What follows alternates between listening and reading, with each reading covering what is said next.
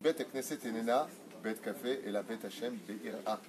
מה טובו עליך וכולי, מה נורא המקום הזה, comme ça nous dit le verset. וזהו זה. לכן, entre autres, même si tu te sens mieux, tu n'es pas venu pour toi, tu es venu pour Hachem. Après l'opération, depuis l'opération, j'ai su être souvent. Moi aussi. C'est marrant. C'est exactement le cas. Et c'est pas grave. Où est le problème? Boker Tov, Shabbat Shalom, qu'est-ce qu'il y a? Meir est affolé, ça filme. Je ne suis pas en train d'insulter. On est aujourd'hui le vendredi 16, Bezrat Hashem du mois d'août, et le Tou Be'av, Tet Vav, le 15 du mois de Av Lechaim Tovim Ul Shalom, un shiur DJ pour la famille Soufan, Meir, Soufan, Berayato, Sarah. C'est toi qui as acheté Bezrat Hashem ce shiur pour Sachabat Sassia, un grand miracle puisque ton épaule était fi hala et que maintenant elle is gonna find. Un grand miracle, Tov Leodot Hashem, aux Amer, les Shimcha, Elion. On profitera en même temps pour remercier juste un tout petit instant Jonathan Malka de Marseille, Toda Rabba Mikol Alev pour ce que vous faites. Shem Varech Etrem. Une grande refoua shlema pour Stoyan Ben Desha, si j'ai bien prononcé. Refoua shlema, refoua tanefesh, refoua tagouf. On remerciera par une occasion Benjamin Zarouk, Nathanael Hassin, Bekol Echad Ve'echad Amarzikim et Torah Kedusha Vateora. Attendez juste un instant, j'ai aussi une liste ici à lire. Tu m'as parlé de ton oncle, comment il s'appelle? Lucien Eliaou. Lucien Eliaou Ben Jouli. Refoua Shlema. Ken. Israël, c'est quoi, les hommes? Hommes et femmes. Eden Bat Simcha. Eden Bat Simcha. Myriam Bat Simcha. Myriam Bat Simcha. Rivka Bat Sarah. Ve Rivka Bat Sarah. Rivka Bat Sarah. ובכללם השם הטוב ג'ינת שושנה בת מסעודה מישל מלכה בת מסעודה יעקב בן נון היקר מורתים הקדושה בתורה עדי בת עליה שיראל פרלה שמחה בת אליסון מזל שרה טלי בת יפחת מרים ענה נרפנלה איתמר ישראל בן דליה לומי חיה בת מרים גם בן זכר השנה מאיר שרה סופן הנה הוא כבר פה tous les matins אשר בן משה ג'מיה היקר יהודה בן אליהו סייד ירמיהו אברהם בן מסעודה בן הראש השם ברכותו ובכל שלו לעילוי נשמת אלף אלפי הבדלים יצחק בן ססיה מרסל בת חסיבה et Blanche Efrat Batsara, Yitzhak Ben Rivka, André Afi, Shimon Ben Simcha, Mike Makhlou Ben Dalia, Ezrat Hashem. Sans oublier la tzlacha de Shimon Ayakar Ben Miriam avec un Ben Zachar Hashana. Voilà, Ishtabach Shemolai. On est dans la paracha de Vaïtranan, une de mes parachas préférées. Vaïtranan et Hashem Vaïta, il est mort. Moshe Rabbeinu demande à rentrer en Eretz Israël. Alors une paracha qui est remplie d'abord de plusieurs événements. La première, c'est la demande de Moshe Rabbeinu de pénétrer le territoire d'Israël. Il va demander deux choses, de voir Eretz Israël et de pénétrer en Eretz Israël. Et Akadosh Baruch Hu va lui accepter qu'une seule partie, c'est-à-dire de voir Eretz Israël. Une demande très spéciale de la part de Moshe, puisqu'il ne demande pas à voir simplement la terre d'Eretz Israël, il demande à voir Eretz Tova, cette bonne terre d'Eretz Israël, parce que en Eretz Israël, la terre se présente telle que tu veux la voir.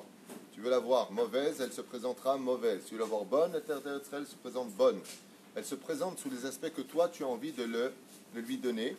Et à part cela, elle a un autre domaine, c'est que la terre d'Eretz Israël ne supporte pas la débauche, ne supporte pas les fautes, ne supporte pas les mechalele Shabbat. Dans ce domaine, comme c'est marqué, donc il veut voir ici le Beth Amikdash, il veut voir l'emplacement de chaque chose. Et puis, l'autre côté de ne pas rentrer en Eretz Israël lui est refusé, puisque Akadosh Baruch Hu, eh bien, le fera rentrer en Eretz Israël, mais uniquement à la fin des temps, puisque Mashiach n'est autre que Moshe Rabbeinu lui-même, à Goël Arishon, il y est Goël Acharon. Le premier libérateur sera le dernier libérateur, seulement ce n'est pas en son temps, car tout ce que fait Moshe est empreint de l'éternité. Donc s'il avait été rentré en Eretz Israël, comme vous le savez, on en a déjà parlé et reparlé, eh bien, il aurait construit le temple, et ce temple n'aurait jamais été détruit, et donc ça aurait coûté cher à Israël par la suite dans les événements. Autre mise en garde, Akadosh Baruch Hu sait qu'on va rentrer en Eretz Israël, et il nous met en garde de ne pas pratiquer Baal Peor. Baal Peor, c'est tout ce qui touche à la débauche, dans le plus haut terme qui puisse exister, puisqu'il nous met ici en garde, Pen Tishkach Tadevarim, je te demande de faire attention et vous serez mis à l'épreuve, dit Hachem dans cette paracha, avec des faux dieux de bois et de pierre. Bizarrement, bois et pierre. On a deux religions qui sont représentées, un par pierre et l'autre côté par le bois. Dans cette paracha dans la Bible, Dieu nous dit qu'il enverra de faux prophètes dans la Torah, non pas à moi, et qu'on ne tombe pas dans le piège, parce que la terre d'Israël est à un tel niveau que si on respecte les choses, eh bien il est marqué ensuite cette fameuse phrase que l'on dit à Kippour, et vous qui adhérez à Dieu, l'Éternel votre Dieu, vous vivrez devant lui. C'est une paracha très spéciale, je rappelle que c'est le Shabbat de Nachamu Ami, c'est la paracha des consolations. Avant le dernier Shabbat, on a vu ensemble la mise en garde de Chazon Ishayahu, Ben Amos, qui nous met en garde sur la conduite des enfants d'Israël. Je vous ai fait venir sur ma terre, vous m'avez trahi, vous n'avez pas fait Shabbat, vous n'avez pas respecté la Tzniout et ainsi de suite. C'était la semaine dernière. Et là, Kadosh Baruch Hu nous dit, faites attention quand même, parce que les enfants d'Israël sont merveilleux, et que même si des fois, eh bien, ils tombent, c'est pour mieux se relever. Donc c'est une paracha de Shalom, une paracha de consolation, une longue haftara d'ailleurs, mais très importante. Encore un verset qu'on verra à l'intérieur, c'est Shema Israël, Hashem Elokeinu, Hashem Echad. Tu reçois Israël ou écoute Israël, l'Éternel ton Dieu, l'Éternel est un. Vea Hafta et Hashem Elokecha. Le premier verset du Shema Israël se trouve aussi dans la paracha de Vaïtranan. Et puis un sujet hyper merkazi à part tous les autres, c'est les 10 commandements. On revient sur les Asarat Adibrot, les 10 commandements dans la paracha de Vaïtranan. Ici, pourquoi est-ce qu'on a besoin de revenir sur les 10 commandements alors qu'ils ont déjà été dits, malgré les quelques modifications à un petit niveau qui existent ici? Là-bas c'est marqué Zachor et Yom HaShabbat, ici c'est Shamor et Yom HaShabbat par exemple. Eh bien tout simplement parce que le Créateur du monde veut nous montrer qu'il n'y a pas de différence quelque part entre le fait d'avoir reçu la Torah dans la paracha de Yitro, livre de Shemot, et malgré les 40 années passées, on aurait pu penser qu'il y aurait une réforme à la Torah, Chas Shalom, de cette Torah qui a été donnée, puisque les choses ont évolué, les choses ont avancé, et cette Torah-là vient nous dire, Chas Shalom, la Torah est éternelle, elle comprend en elle toutes les intelligences, toutes les réponses à toutes les questions, même des plus modernes. La Torah n'a pas besoin de se moderniser, et encore moins de se réformer, d'où l'expression ici, Lotosifun velo tigreun, nous dit la Torah, tu ne rajouteras pas et tu ne retireras pas quoi que ce soit de la Torah. C'est-à-dire que on a un sourd de la Torah, malgré les 12 mitzvot que nous avons dans cette paracha-là. Ici, il y a 12 mitzvot, en tout et pour tout. 8 mitzvot assez, 4 mitzvot lota assez. Donc 8 mitzvot positifs, 4 mitzvot négatifs. Ici, la Torah nous met en garde en nous disant, tu ne rajouteras pas et tu ne retireras pas. D'ailleurs, une grande question qui se pose. Tu me dis, tu ne retireras pas, je comprends bien. Mais imagine, je te dis, tu veux 10 000 shekels? Ah oui, je veux bien. Tu veux 11? Non. Pourquoi? Puis tu rajoutes, mieux c'est. Qu'est-ce qui se passerait pour moi si je fais, après avoir apporté ma lanière ici, 8 tours? C'est bien ou pas bien? Pas bien. Je m'attache. 7 tours, je m'attache à Dieu. 8 tours, je m'attache encore plus à Dieu. Oui? Et si j'en faisais 10? Allez, je fais 10 tours. La malo. Pourquoi pas? Réponse, absolument pas. Ne rajoute rien à ce qui t'a été demandé. Il n'y a pas marqué 8 jours de Sukkot, il y a marqué 7 jours. Ne fais pas 8 jours de Pessah, c'est marqué 7 jours. La Torah est précise. Au niveau du Sod, c'est parce que tout ça correspond à des valeurs qui étaient un petit peu ignorées du Tzibour par manque de savoir. Tout ce qui est 7 est relié aux 7 sphirotes en général, des réparations du monde d'en bas. Il n'y a pas 8 sphirotes en bas, il y en a 7. Donc ça veut dire que tu ne peux pas rajouter. Mais dans l'absolu, on aurait pu se poser la question au niveau du drash. Pourquoi ne pas rajouter des mitzvot? Le problème, nous dit Akadosh Baruch Hu, c'est que si je vous avais permis de rajouter des mitzvot, vous vous seriez permis dans le même esprit de retirer des mitzvot. Et donc ça devient du réformisme.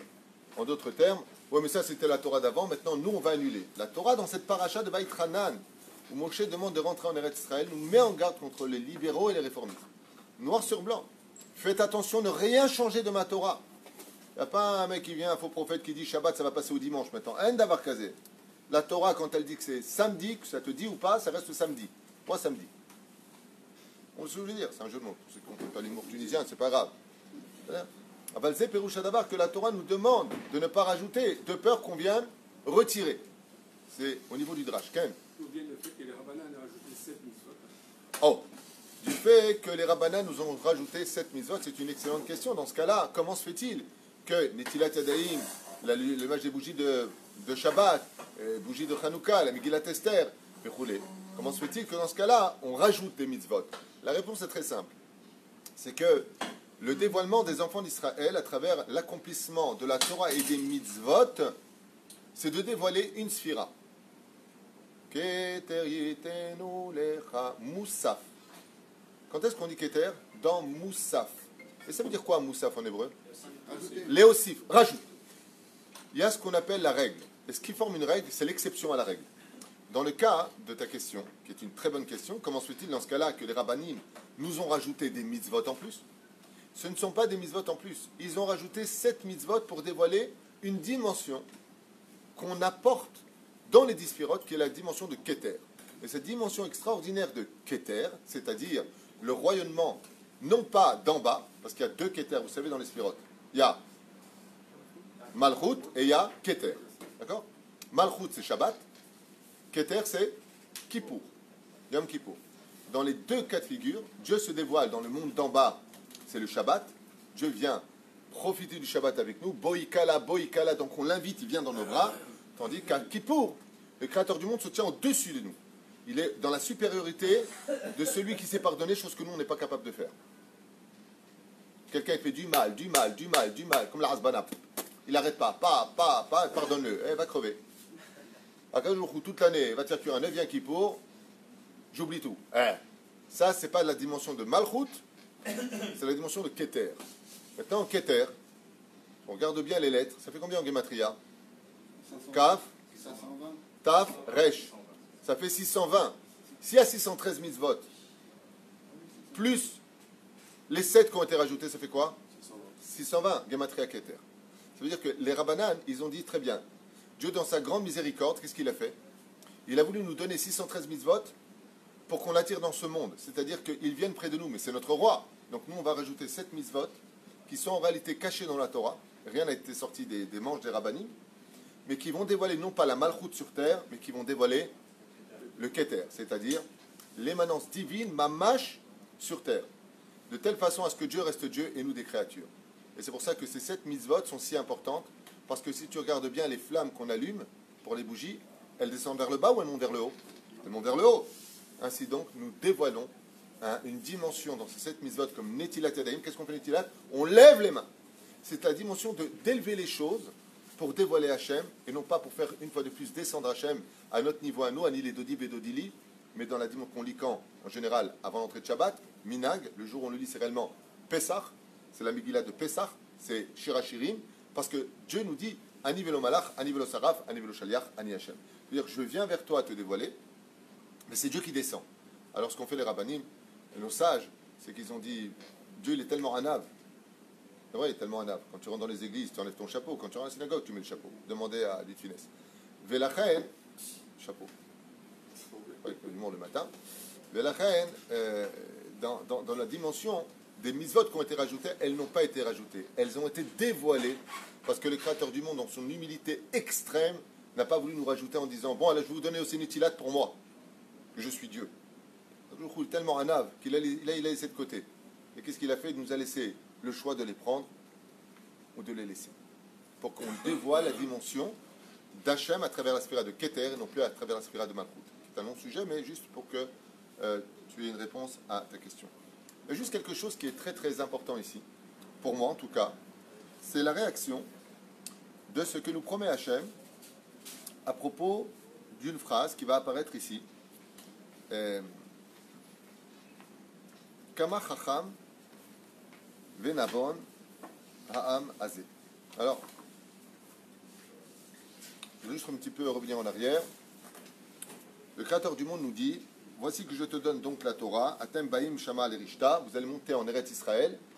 Et une fois qu'il nous a mis en garde de ne pas oublier les commandements de la Torah, car je rappelle que en Eretz Israël, on n'est pas monté pour y vivre comme des goïms, que ça plaise ou pas à d'autres personnes, c'est pas mon problème.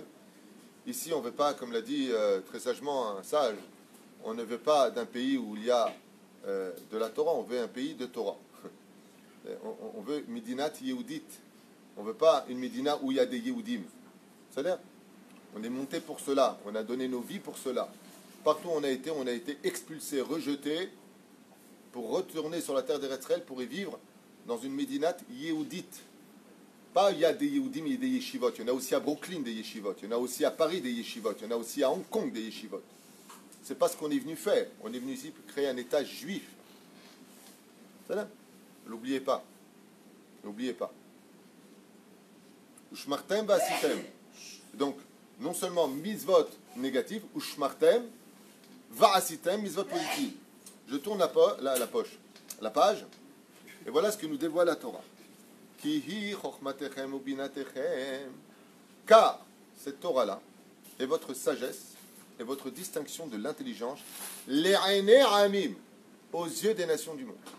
Ça veut dire que la Torah ici, dans son processus, nous met en garde en nous disant que vous les Juifs, vous avez une particularité, une potion magique qui s'appelle la Torah. Tout le monde le sait. Et quand la Torah nous le dit, vous avez tous vu la vidéo de Poutine, de la Corée du Sud, et bien d'autres qui ont reconnu, beaucoup d'autres, comme Voltaire aussi lui-même, qui ont reconnu que l'intelligence de ce peuple, comme le roi Louis XVI d'ailleurs, qui avait fait du Chida à Rabbi Chaim Yosef Azoulay, Chaim Yosef David Azoulay, qui avait fait de lui son conseiller de tout temps, comme le sultan à l'époque, Suleiman el Magnifico, avait fait du Rambam, le magnifique, okay, du Rambam son médecin personnel, mais de qui plus est, son conseiller personnel. Et vous trouverez ça dans beaucoup d'époques différentes, où les représentants des nations du monde,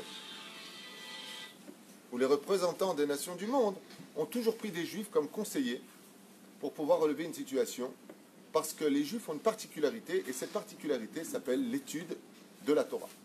Cette particularité où des milliers, c'est peut-être plus encore, de goïm importants au niveau des gouvernements, des présidents, des ministres, le roi du Maroc ont toujours fait appel. Pourquoi le B en Tunisie? Hein? À Barbanel, qui était ministre des Finances à l'époque d'Isabelle la Catholique et Ferdinand, roi d'Espagne, certes, mais de tout temps.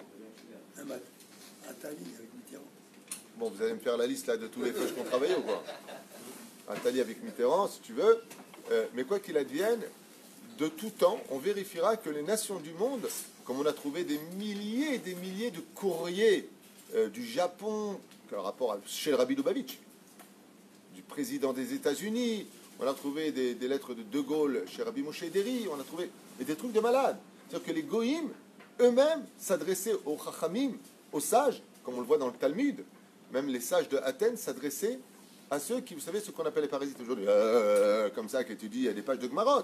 On s'adressait à eux. Et jusqu'à aujourd'hui, en 2019, quand la Messine dit c'est fini, c'est condamné, on va chez le Rav Kanievski, on va chez le Rav David Amohatzera, on va chez le Rav Intel. Oh, Makara, tu sais qu'ils n'ont pas étudié médecine, hein? Qu'est-ce que tu vas faire chez eux? Pourquoi tu vas... Le mec, il est mort. Pourquoi tu vas à Ouman? Ça fait 210 ans qu'il est mort. Le Rabbi, il est parti. Qu'est-ce que tu fous là-bas? Il grotte Kodesh. Regardez maintenant ce que la réponse. Aux yeux du monde, dit Akadosh Baruch Hu, ceux qui savent votre Torah, ceux qui savent la valeur de votre Torah, ceux qui savent que cette Torah, c'est votre potion magique, ceux qui savent que quand vous étudiez la Torah, vous vous élevez au-dessus des nations du monde, c'est qui? C'est pas les Juifs. Les Aînés Hagoïm. C'est incroyable. C'est-à-dire que ceux qui vivent dans l'ignorance de la valeur du Sefer Torah et d'étudier la Torah à la totale, le seul peuple au monde qui n'est pas au courant que c'est d'une valeur inestimable, c'est nous. Les Aînés Amim, Asher Yishme'un et Kol HaChukim Ha'ele, qui eux savent les valeurs de votre Torah, V'amrurak Am Chacham Venavon Agoy Agadol Hazeh. Combien il est chacham, combien il est sage, combien il est grandiose, ce peuple-là, parce qu'il possède la Torah. Parce qu'il possède la Torah. Et c'est pour cela qu'il n'y a pas besoin de s'étonner quand on voit, par exemple, dans Masechet Neila, Bedaf Yudzaïn Amud Aleph, là-bas, la Gemara nous parle des Xérot des Romains qui ont interdit aux Juifs d'étudier la Torah. À l'époque de Rabbi Akiva, il était interdit. Turnus Rufus avait donné ordre, en tant que gouverneur d'Israël, il avait donné ordre d'interdire d'étudier la Torah, de ne pas faire le Shabbat. De ne pas faire le Shabbat, de ne pas pratiquer la Nida, de ne pas recevoir la Néomis, c'est-à-dire le renouvellement de la lune. Oh, incroyable. Premier décret d'Aman, fermer les Talmud et Torah et enchaîner les enfants, c'est la garantie de ce peuple. Mais en général, ce n'est pas les enfants que tu prends en otage, c'est les soldats. Il n'y a rien à faire. Les Juifs, sans leur Torah, ils ont perdu leur potion magique. Il faut attraper le druide. C'était Mordechai à l'époque. Okay, un truc de fou. Premier décret d'Hitler, vous vous rappelez? Quand Himmler a donné l'ordre. Brûler les synagogues et brûler les livres. Un truc de malade. Hitler, la première des choses qu'il fait, c'est la nuit de cristal. Dès qu'il lance son slogan juif, on vient voir Hitler, on dit qu'est-ce qu'on fait? Il a dit il faut désarmer les juifs. Il dit qu'est-ce qu'on va faire? Hitler donne un ordre. C'est un truc de fou quand même. Hitler dit tant que les juifs auront de la Torah, tant qu'ils pratiqueront le Shabbat, tant que, ils garderont leur intelligence et leur protection. Rentrez partout où vous trouvez des livres de Torah, mettez-les sur la place et brûlez-les. La nuit de cristal. Pire encore, à l'époque de Rachid, l'autodafé, en face de la synagogue de Leur-Dame, sur Paris. Vous vous rappelez ce qui s'est passé? À l'époque, le roi, sous l'emprise du pape, réunit tous les Talmuds de toute l'Europe. Les gens croient que c'est que les Talmuds de Paris, pas du tout. C'est à l'époque de Otniel, Rabbi Otniel de Paris, l'autodafé, qu'est-ce qu'ils ont fait? Ils ont réuni des milliers de charrettes. Vous savez combien d'étages il a fallu créer pour brûler? 24 étages. Combien ont brûlé les escaliers de là-bas? 24 étages.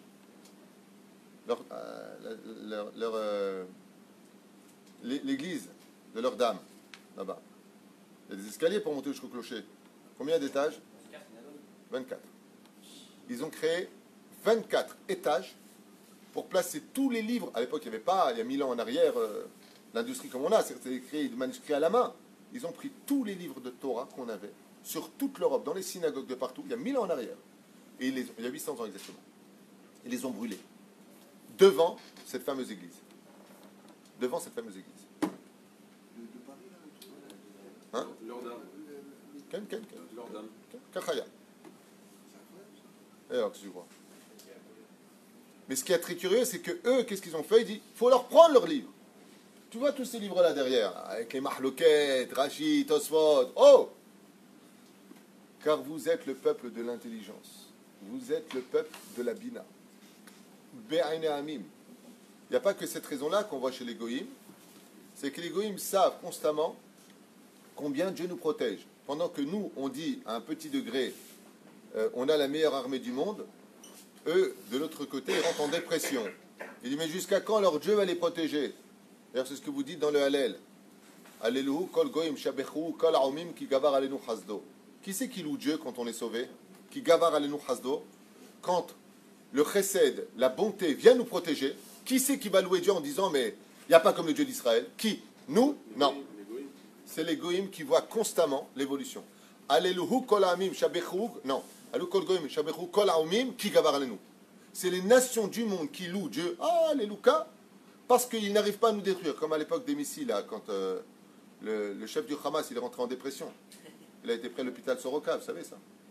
Celui qui donnait l'ordre d'appuyer sur les boutons d'envoyer les missiles sur Israël, ouais, il a envoyé, quand il y a 3800 missiles, il n'y a pas un seul missile qui a touché qui que ce soit.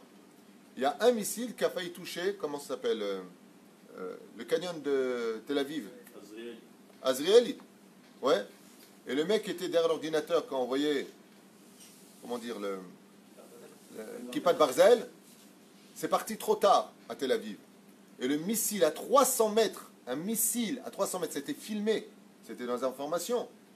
Le mec était derrière, qui se rase avec la lame, il dit que de ses propres yeux, il voit sur l'écran une main devant qui pousse le missile dans l'eau. Le missile n'a aucune raison de dévier, il vient droit sur le canyon Azriel à Tel Aviv. Et d'un coup, il fait ça, il va dans l'eau. Quand le mec du Hamas, il a vu ça, il dit, les mecs, il y a un problème. Où ils n'ont pas de maison, il n'y a que des terrains vagues en Israël, tomber dans un terrain vague. Pourtant, quand tu vois la ville d'Ashdod, d'Ashkelon, il n'y a que des maisons partout. Quand tu vois à l'aéroport, quand tu vois là, tu arrives sur la terre d'Israël, ouais, dans l'avion, tu regardes comme ça par le hublot, tu vois des millions de maisons, partout.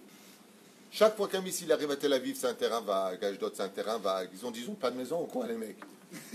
Il est rentré en dépression, c'est pas une blague depuis, c'est dans les journaux. Il est rentré en dépression. Ah, j'en vois 1, 2, 3, je veux bien rater, mais des milliers. Pourquoi? Il a commencé à louer Hachem. Il dit, le Dieu d'Israël les protège. C'est pas nous, c'est le Dieu d'Israël. Ils sont pas forcément, ils sont pas convaincus. C'est sûr qu'ils sont convaincus. Ils continuent à nous embêter. Mais Vadaï, qu'est-ce qu'ils font pour ça? Ils nous envoient les goïms pour faire les défilés d'homosexuels. Ils nous font le Shabbos pour qu'il n'y ait pas de Shabbat. Ça veut dire que sur quoi luttent les nations du monde? C'est ce que je suis en train de vous expliquer. Si vous ouvrez vos yeux dans l'histoire d'Israël, vous verrez que chaque fois que les nations du monde ont essayé de nous assaillir, ils ont commencé par quoi? Qu'est-ce qu'ont fait les Grecs à Hanouka? Qu'est-ce qu'ils nous ont interdit? Brit Mila, pas d'études de Shabbat, pas la Nida. Vous voyez bien que à quoi ils touchent? La Nida. C'est débile. Que je touche ou pas ma femme chez moi à la maison. Les seuls qui connaissent la gravité de la Nida, c'est le Goïm. Et nous, ah ça va, tu vas pas, je vais donner le verre. Et c'est ce qui est marqué dans sa paracha. Vaïtranan, il lui dit à Kadosh Baruch Hu, les Aïné Amim, aux yeux des nations du monde, eux ils verront combien la vérité est dans la Torah, combien, comme l'a dit Poutine au grand rabbin d'Israël, au Rav Yitzhak Yosef, chez Badel Chaim Aruchim, il lui a dit, ne croyez pas que votre force c'est votre armée ou votre Mossad. Hein. Les djihad aux États-Unis ou notre armée est plus forte que la vôtre. Ne croyez pas que vous avez plus d'entraînement que nous. Non, non, non. Poutine dit, tu tapes ça sur YouTube, c'est vos mitzvot et votre Torah qui vous protègent. La Corée du Sud débarque en Israël, ils sont partis dans toutes les universités, ils sont partis à Haïfa au Technion, ils disent, bon, ok, vous êtes bons. Pas au-dessus de nous au niveau technologique, mais vous êtes bons quand même, vous êtes pas mal Israël, c'est vrai. À la fin, avant de partir, il y en a qui disent, peut-être qu'on va à Bnebrak, ils sont partis où? À Ponyovitch, c'était filmé, passé sur la deuxième chaîne israélienne. Tu vois des Coréens du Sud, des professeurs d'université, ils se sont adressés au Bachouri Yeshivot, donc il y avait un traducteur, et qu'est-ce qu'ils ont conclu, les professeurs d'université de la Corée du Sud? Oh, on a trouvé leur secret, prenez les livres du Talmud. Ils sont repartis avec des livres du Talmud en Corée du Sud. De fou quand même. Hein? Une spécialité en Corée du Sud pour passer le bac de l'étude du Bagmara. Exactement, puisque maintenant, tout à fait, c'est ce que disait le journaliste, il disait que maintenant la Corée du Sud fera passer le baccalauréat sur des thèses du Talmud. Tout d'ailleurs, comme en Israël, je le rappelle, pour ceux qui font l'école Dati Loni, on fait passer aussi le baccalauréat sur le Talmud, en partie. Okay. Alors, je voudrais raconter une petite histoire que j'avais racontée il y a très longtemps. Peut-être que vous en rappelez, peut-être que vous ne rappelez pas, à propos de la Chokhma des Yehoudim. Une vraie histoire qui s'est passée à l'époque, à peu près 800 ans aussi, dans un village en Pologne. Un village en Pologne. On raconte comme ça l'histoire d'un rave qui... Vous savez qu'avant, les Yehoudim n'étaient pas mélangés aux Goïm. Dès que tu arrivais en tant que juif, ils te mettaient dans un ghetto. On appelle, comme tu diras à Paris à l'époque, c'était quoi le ghetto des Juifs? Saint-Paul. Non, non, non. À l'époque, c'était Saint-Paul. Celui qui a sorti les Juifs d'Europe de cette dimension de vivre entre Juifs, ça a été Napoléon. Napoléon nous a dit, vous êtes une religion comme les autres, et Napoléon a fait beaucoup plus de désastres que Hitler. Hitler, il a pris 6 millions de corps, et plus. Napoléon a pris des âmes. Par l'assimilation. D'ailleurs, il s'est passé une très grande marloquette avec le Admour Azakan à l'époque, c'est que quand Napoléon a voulu envahir la Russie et libérer, soi-disant, les Juifs de l'emprise terrible de Nicolas, qui était donc empereur de Russie à l'époque, ils sont partis voir le Admour Azaken, ils lui ont posé la question, dans quel camp se mettre? Napoléon avait dit aux Juifs de rentrer dans son armée parce qu'il venait les libérer de l'emprise de Nicolas I. Et le Admour Azaken, quand ils sont partis le voir, ils lui ont dit, on va dans quel camp? Alors que Nicolas, je vous rappelle que lui, persécutait les Juifs. Il les enfermait dans les ghettos des Juifs. Et à la grande surprise générale contre tous les autres rabbinim, le Admour Azaken a dit, il faut vous enrôler dans l'armée avec Nicolas contre Napoléon. Alors, bien entendu, il a été critiqué par tous les autres rabbinim. Il m'a dit, pitom, ils viennent nous ribérer, et ils viennent nous... Il leur a fait un grand geste comme ça, il leur dit, vous allez droit dans une catastrophe. Droit directement dans une catastrophe, laquelle? L'assimilation. Tant que Nicolas nous C'est au Portugal aussi. entre autres. Nous persécutent, on se retrouve un petit peu dans les ghettos, donc on est entre juifs, on se marie entre juifs, fais attention, avant à cette époque-là, quand le rabbin disait quelque chose, c'était une parole, c'était Dieu a parlé. Et il a dit, vous ne vous rendez pas compte, ce qu'il veut faire, ce n'est pas un bien. Ça va créer les libéraux, et c'est exactement ce qui s'est passé. Il a créé le consistoire par la suite, et nous sommes devenus une autre religion, comme les chrétiens, comme les autres religions, alors que le peuple d'Israël est tout sauf une religion. Nous sommes un porteur d'un message universel, et ce message doit être comme une lampe bien unie. Comme c'est marqué dans cette paracha, une des mitzvot, dans la paracha de Ekev, pardon, vous ne vous marierez pas avec les nations du monde. On doit les respecter, on se doit de vivre en shalom avec eux, mais on n'a pas le droit de se marier. Et Napoléon, qu'est-ce qu'il a fait? Il a voulu ouvrir des frontières, et ces frontières ont créé, eh bien, malheureusement, l'assimilation. Et donc, le Admour Hazaken, à l'époque, avait dit aux Juifs de s'enrôler dans l'armée de Nicolas, celui qui les persécutait, pour rester dans les ghettos et surtout pas sortir des frontières. Et les Juifs ne l'ont pas écouté. Et il y en a une grande partie qui est partie lutter avec Napoléon. Et résultat des courses, ça a donné 80% d'assimilation. Les Juifs sont tombés directement. Tant qu'on était dans les ghettos, les quartiers juifs, on pouvait s'en sortir. En tout cas, à cette époque, en Pologne, il y avait le quartier des Juifs. Et puis juste à côté, il y avait le quartier des chrétiens. C'était à l'époque comme ça. Et puis, les Juifs vivaient en paix. Jusque la frontière qui les séparait, ce n'était pas une frontière avec des grillages. Hein. Non, c'était juste retourne dans le quartier des Juifs. On savait que c'était le quartier des Juifs. Le rabbin et le... C'était pas un curé, c'était un pasteur. C'était un pasteur. Okay. Vivaient en paix. Et puis, souvent, ils rigolaient. Et puis, d'un coup, l'un, il dit à l'autre, tu sais, ma femme est enceinte. L'autre, il dit, ah ben, la mienne aussi. Et le destin a ses blagues. Mais l'enfant qui est né exactement à la même seconde dans une maison comme dans l'autre. 2 enfants sont nés. Mais le paradoxe de cette histoire, c'est que les deux étaient en plus de ça sosies. Le fils du pasteur et le fils du rabbin se ressemblaient vraiment comme 2 gouttes d'eau. Hein? Comme 2 gouttes d'eau. Alors, c'est un événement sympathique. À 8 jours, on entend la Brit Mila chez le rabbin.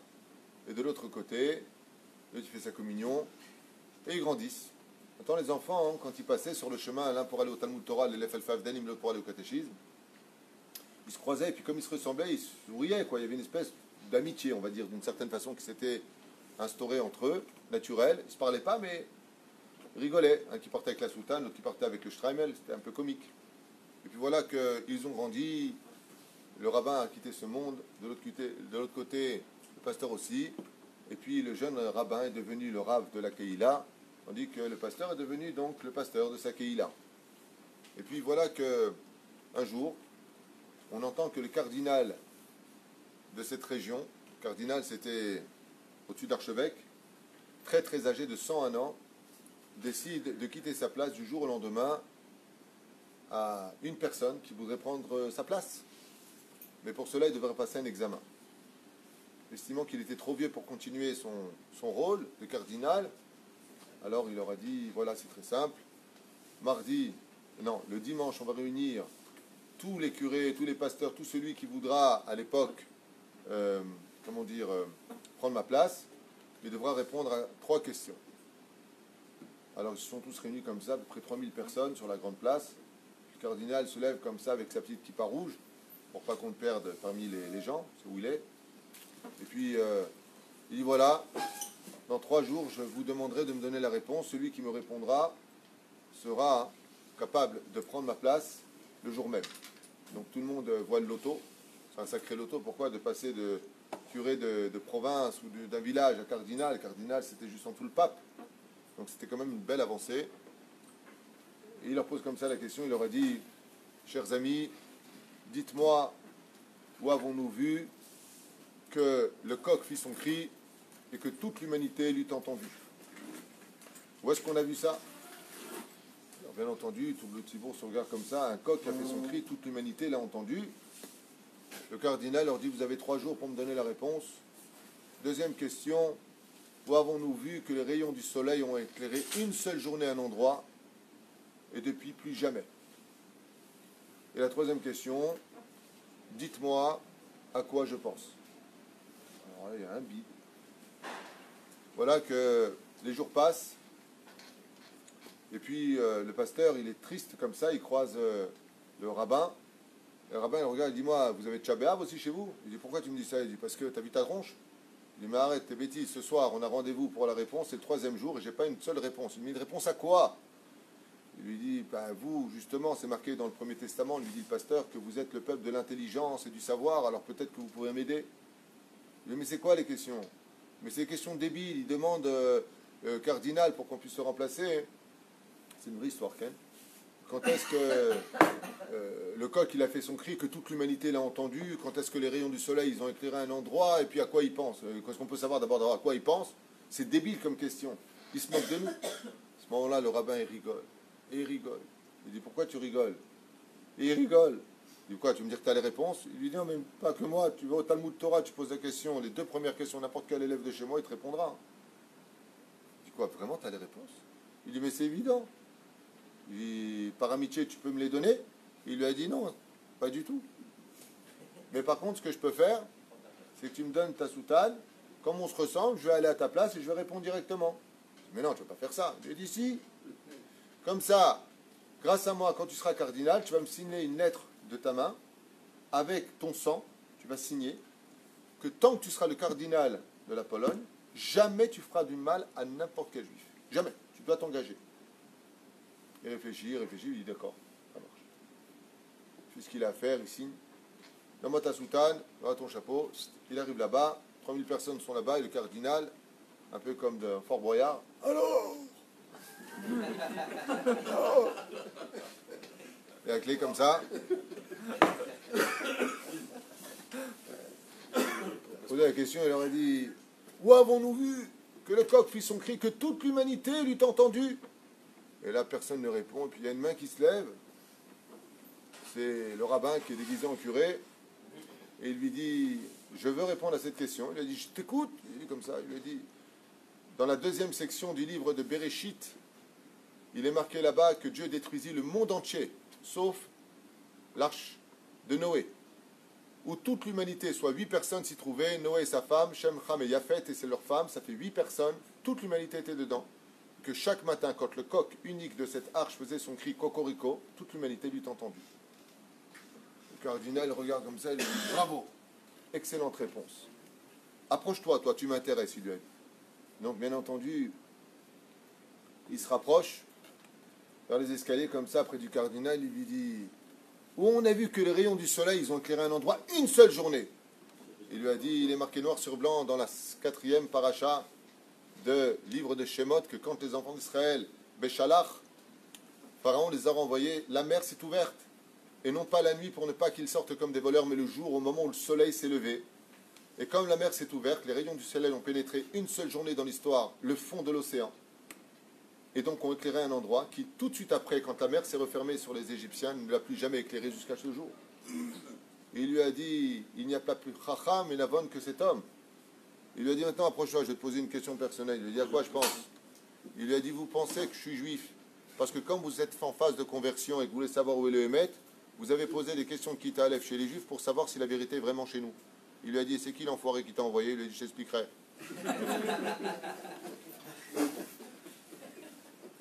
Effectivement, ce cardinal, après avoir étudié sérieusement, s'est rendu compte de la supercherie du soi-disant 2e Testament, comme ça c'est raconté en tout cas, et qu'il voulait savoir en posant des questions qu'on apprend au Talmud Torah, si tous les 3000 curés présents seraient capables de répondre à ce que les enfants du Talmud Torah sont capables de répondre. Est-ce que vous avez cette rochma et cette bina dont on parle ici? On va raconter encore une histoire, je vais raconter, mais j'adore cette histoire, j'ai même raconté avec Israël Torah, juste un petit peu pour rappeler un petit peu la rochma Baruch Hashem, je n'ai pas raconté en français avec vous, mais je vais la refaire. J'ai tellement aimé cette histoire que je me la kiffe. J'aime bien, moi. Alaï. Non, c'est l'histoire d'un juif, à l'époque, à peu près de 300 ans, on peut dire ça comme ça, qui était particulièrement intelligent. Il étudiait la Torah, il étudiait Baruch Hashem, la Mishnah, il étudiait la Halacha. Vous savez que dans la Torah, il y a tout dedans. Quand je vous dis qu'il y a tout, il y a tout. Moi, grâce à Dieu, j'ai le mérite de faire du consulting, des shlom bayit, de recevoir des gens pour plusieurs problèmes.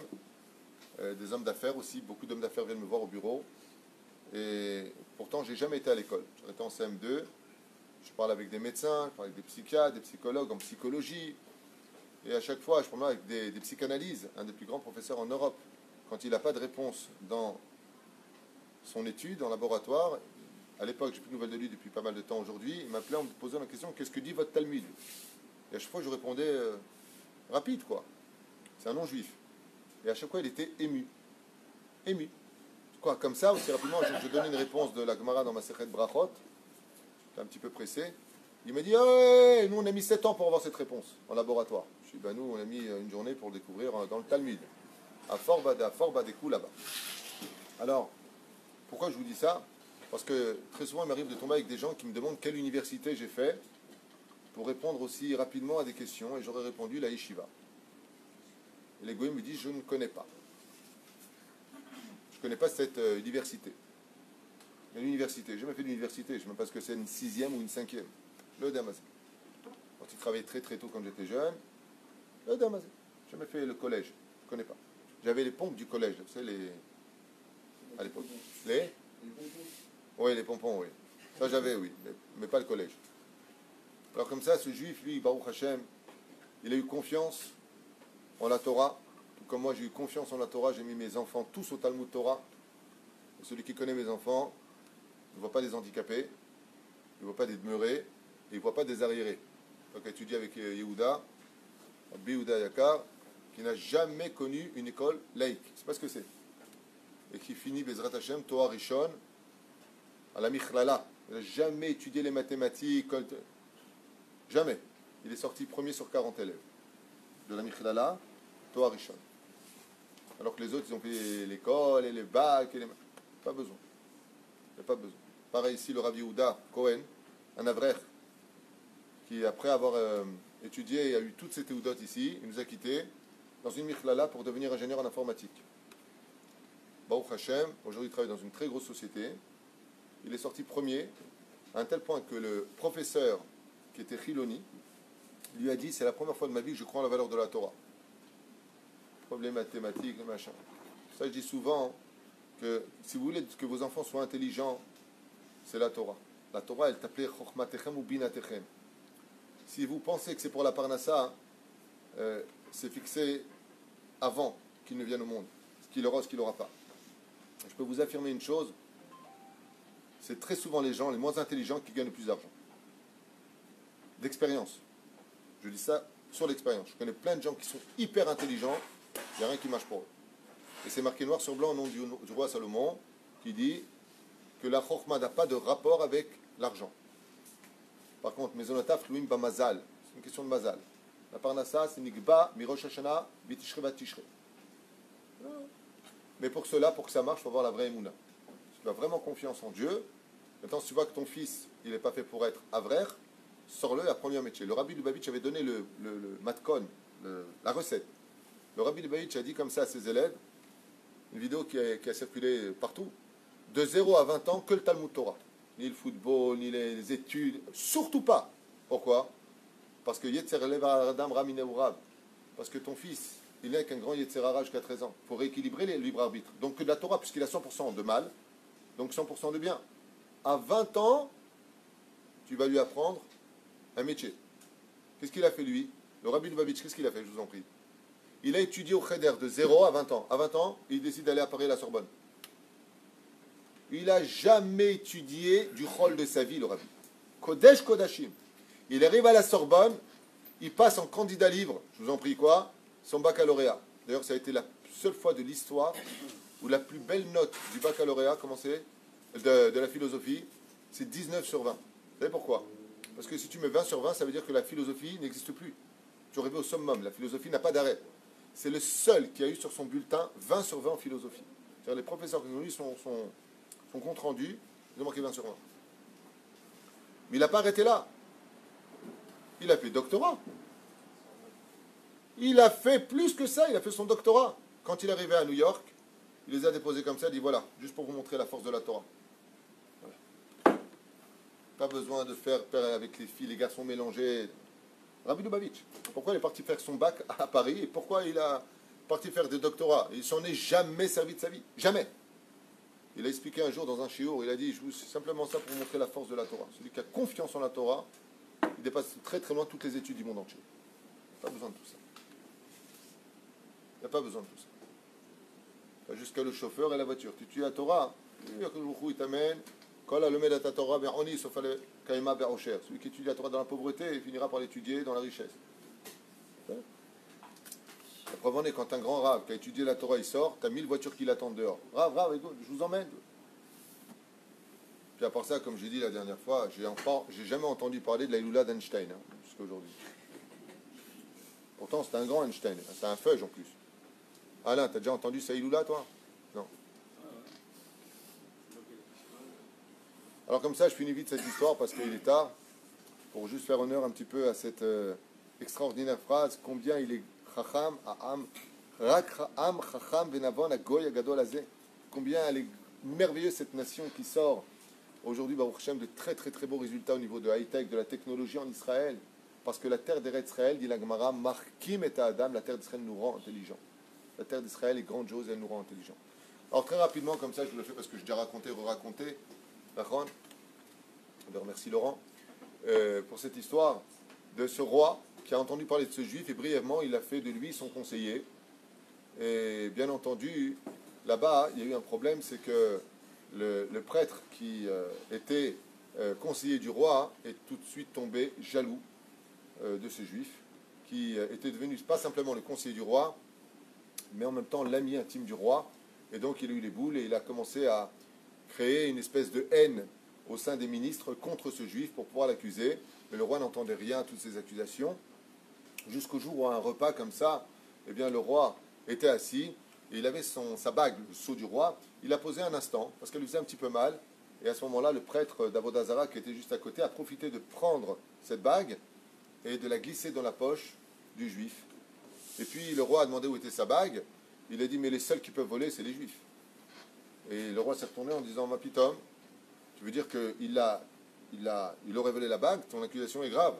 Et à ce moment-là, le juif, dans cette minute, il regarde dans ses poches, il dit, non, j'ai rien, il dit, à part ça. Et c'était justement la bague du roi. Le roi a accusé immédiatement le juif en disant, comment tu as pu me faire une chose pareille? Il dit, mais c'est une supercherie, on me l'a mis dans ma poche. Est-ce que vous imaginez qu'avec ce que vous me donnez tous les mois, je pourrais même penser à voler? Non. C'est une personne. Il dit, qui? Il dit, je n'ai pas de preuve. Dans la Torah, il nous faut 2 témoins. Je pense savoir qui, mais je n'ai pas de témoin, donc je ne peux pas accuser. Le roi est très embêté. Et il dit d'un côté, je pense que tu ne l'as pas fait. De l'autre côté, on t'a attrapé sur le champ. On a trouvé la bague dans ta poche.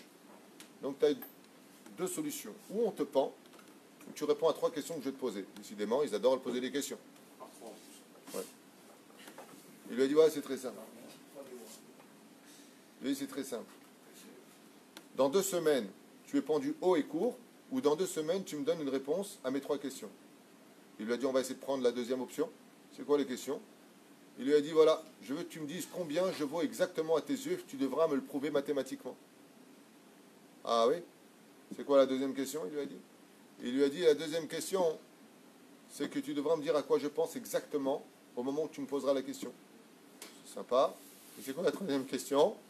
Il lui a dit, je veux que tu me montres une chose qui n'a jamais existé avant et qui sera capable de me laisser éclater de rire et en émoi parce qu'on n'en a jamais entendu parler. Quelque chose de nouveau, d'unique. Voilà ce que tu devras faire. Si tu es capable de ces 3 choses, ça démontrera ton honnêteté et que ta sagesse n'aurait pas pu t'emmener à voler. Le juif, il dit, il n'y a pas de problème, attends 2 semaines. Il part, et bien entendu, il dit, mais il est ouf. C'est quoi cette épreuve? Et Baruch Hashem, cet homme-là était intelligent. Pourquoi? Il avait un rave qui était chassid. Un rave. Porte voir son rave. Il lui dit, Kvod Harav, j'ai un problème. Il lui dit, lequel? Il n'y a jamais de problème sans solution. Il dit, voilà les 3 questions du roi, sinon je meurs. Il lui dit, écoute, je n'ai pas les réponses, mais ce que je peux te dire, c'est que le Baal Shem Tov nous a donné un très grand enseignement. Quand tu veux être intelligent, la meilleure façon de l'être, c'est de jeter son intelligence personnelle par terre. Jette ton intelligence. Il dit comme quoi? Il fait Maaseh Tinok. Ça veut dire, comme c'est Rabbi Nachman de Breslev, avant d'étudier la Torah, il jetait son intelligence par terre. Il prenait un balai, il faisait soi-disant de la guitare avec. Comme ça, c'est marqué dans Chaim Oharan. De la même façon, il lui a dit, tu prends ton intelligence, tu la jettes. Ceux qui réfléchissent trop, ceux qui veulent diriger le monde, comment je vais faire, le roi David Amelach, qu'est-ce qu'il a dit? Toi, tu es rempli de projets, et je vais faire, et je vais vendre. Ben, sauf qu'il n'y a rien qui se fait, c'est ce que Dieu a décidé qu'il se fait. Ça ne se passe jamais comme tu veux. Parce que c'est Dieu qui a l'intelligence. Donc, si tu vas avoir les réponses, tant que tu seras inquiet de ton intelligence en pensant, tu n'y arriveras pas. Comme le dit la paracha lui a dit, qu'est-ce qui te rend intelligent? Ta Torah. Et ta Torah, elle doit pénétrer ton univers. Mais si tu es plein de toi, elle ne peut pas rentrer. Donc, vide-toi.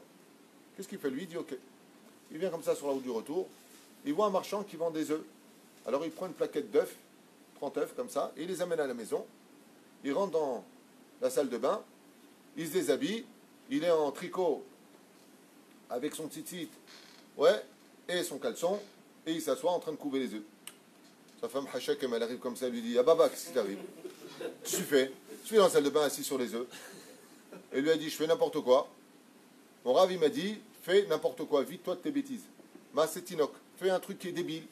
Donc je fais un truc débile, comme le roi David, il a dit, mon Rav, qu'est-ce qu'il a fait? Devant Hachem, il a perdu sa chorma, il a commencé à danser un peu comme un singe, parce qu'il n'y a pas de chorma devant Dieu. La seule chorma, c'est celle d'Hachem.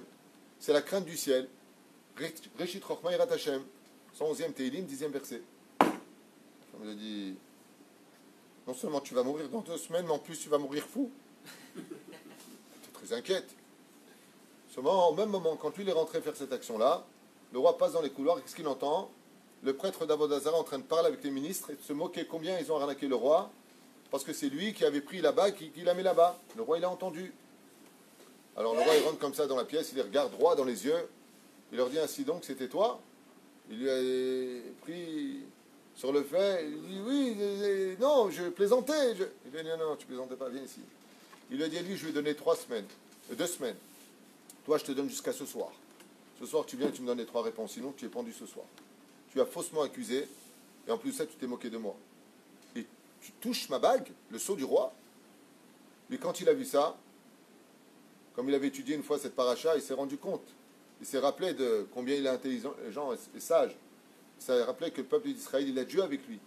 Donc il a dit, sa seule façon, c'est de demander pardon aux Juifs et d'aller lui demander les réponses. Bétard que pour lui, le Juif, il devait avoir les réponses. Comme l'a dit un jour le directeur de la NASA au Rav David Menaché, il lui a dit, je suis certain qu'en arrivant au summum de la connaissance scientifique, on y trouvera un barbu avec une barbe, avec une kippa sur la tête, comme ça il lui a dit. Le Rav David Menaché qui m'a raconté ça. Le directeur de la NASA qui est Goy, il a dit ça au Rav David Menaché. Que le jour où ils arriveront au summum de la connaissance, il est persuadé d'y trouver un rabbin avec une kippa et une grande barbe. Manière. Il arrive comme ça, il tape à la porte. La femme, elle ouvre la porte. Qui elle voit? Le prêtre comme ça, avec sa grande soutane noire, grand chapeau noir comme ça, comme à l'époque. Et elle a, qu'est-ce qui se passe? Il dit, il est où votre mari? Mon mari, il est devenu fou. Il est fou. Il est dans la salle de bain. Il faut absolument que je le voie, il faut que je lui parle, c'est urgent. Mais c'est à cause de vous qu'on est dans cette situation. Mais justement, il faut mettre un terme à ça, je dois lui parler. Il ouvre la porte de la salle de bain, qu'est-ce qu'il voit? Les Juifs avec les tzitzit, assis sur les œufs, qui regardent comme ça. Il dit, mais qu'est-ce que tu fais? T'es devenu fou? Il dit, non, à cause de toi. Comme j'ai perdu ma parnassa, et que je dois mourir dans 2 semaines, il faut bien que ma femme elle se nourrisse, donc je suis en train de couver des poussins. Tu couves des poussins? Ben oui, il faut bien que je lui laisse un héritage, quelque chose. Comment elle va se nourrir? Elle va vendre des œufs, comme dans la petite maison dans la prière avec Rémi Gals. Ouais. Elle va vendre des œufs, elle va vendre des coquelets, et comme ça, elle aura une parnassa, parce qu'avant de gagner l'argent, à cause de toi, j'ai plus rien. Il dit, bon, écoute, je suis pas venu pour ça, t'es un peu bizarre comme mec. Est-ce que tu as les réponses? Il lui a dit, ah, pourquoi? Il lui a dit, parce que je me suis fait attraper, c'est moi qui ai mis la bague, il lui raconte. Donc je te demande pardon, je te ferai plus jamais de mal, donne-moi les réponses, il faut que je sauve ma vie. Ce soir, je donne les réponses. Il lui a dit, non, non, non, j'ai pas confiance en vous. Il dit, alors qu'est-ce que tu proposes? Il dit, je sais pas.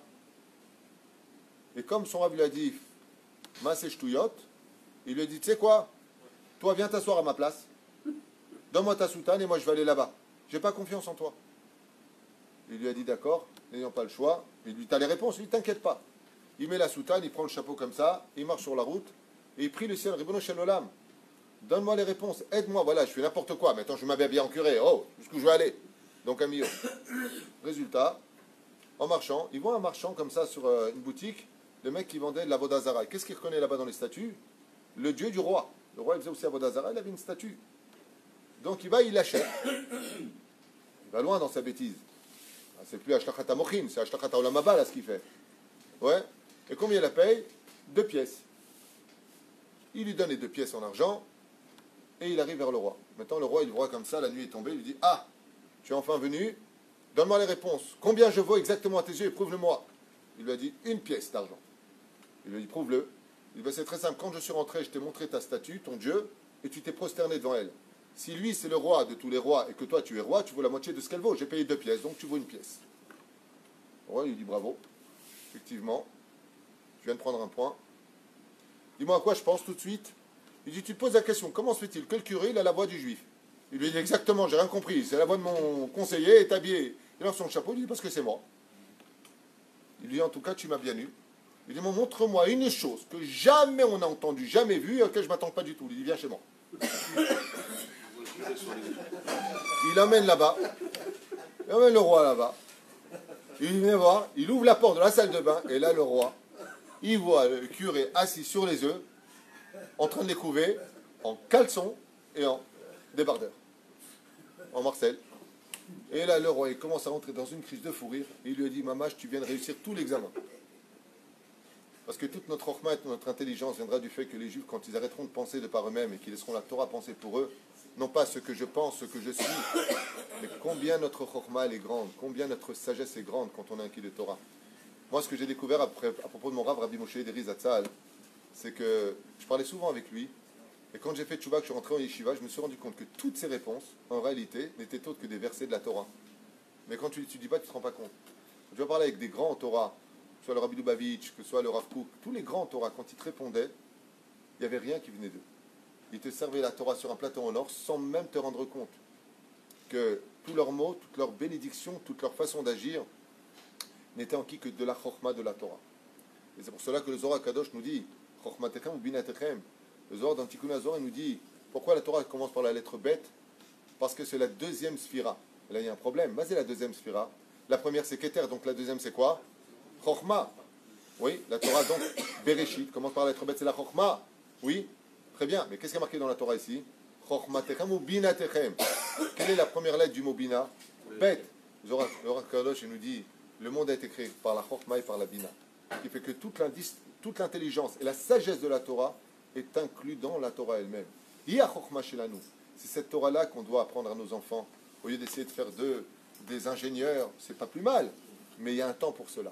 D'abord, beaucoup de Torah, beaucoup de Hirat Shamaim, qui soient des Nochalei Olam Haba, qui se comportent comme des Juifs dans notre pays, deux Juifs, pour pouvoir, Bezrat Hashem, dévoiler pas simplement la Malchut à travers la garde du Shabbat, mais aussi, Bezrat Hashem, le dévoilement d'Hashem à travers la Sphira du Keter. Baruch Adonai l'Olam Amen.